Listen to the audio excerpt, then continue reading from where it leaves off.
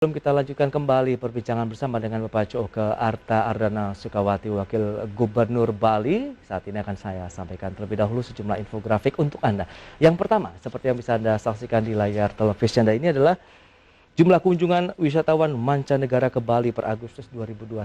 Kita lihat datanya di tahun 2019, jumlahnya masih sangat signifikan sekali, tercatat mengalami lonjakan hingga 616.706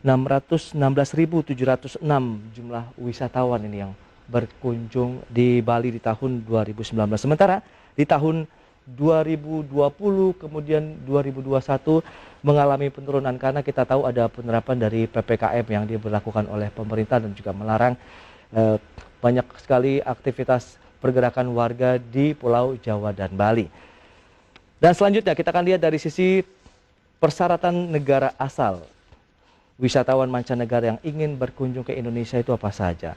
Dengan risiko COVID-19 yang rendah, ini berada di level 1 dan 2. Kemudian positivity rate-nya kurang dari 5% yang sesuai juga standar dari WHO dan menerapkan kebijakan prinsip timbal balik atau reciprocal.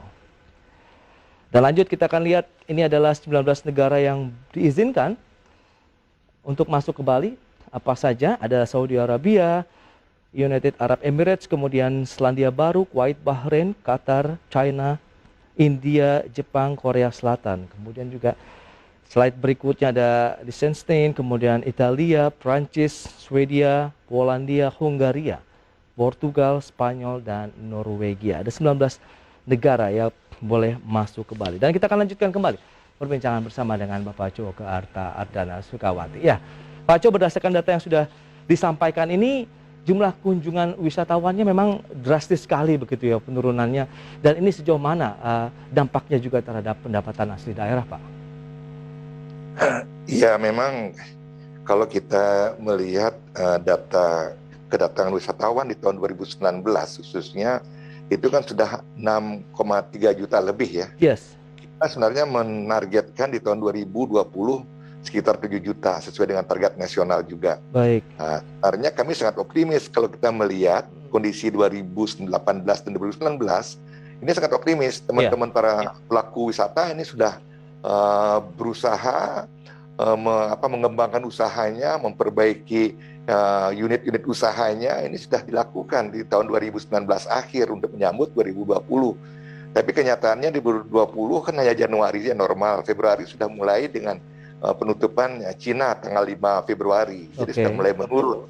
Sehingga angka yang pada tahun 2019 itu 6,3 juta lebih, kemudian itu drastis turun di tahun 2020 itu hanya sekitar 1 juta lebih, 1.050.000 tepatnya. Jadi bisa dibayangkan kondisi Bali ditinggal oleh wisatawan itu langsung 1 juta sekian. Kalau kita kaitkan nanti dengan PDRB-nya atau nanti dengan pendapatan dari kuartal ke kuartalnya, itu sudah kelihatan lagi Bali itu betul-betul kita terpuruk sekali. Kita berada pada minus 9,3% kalau kita lihat years on years-nya antara 2019 ke 2020.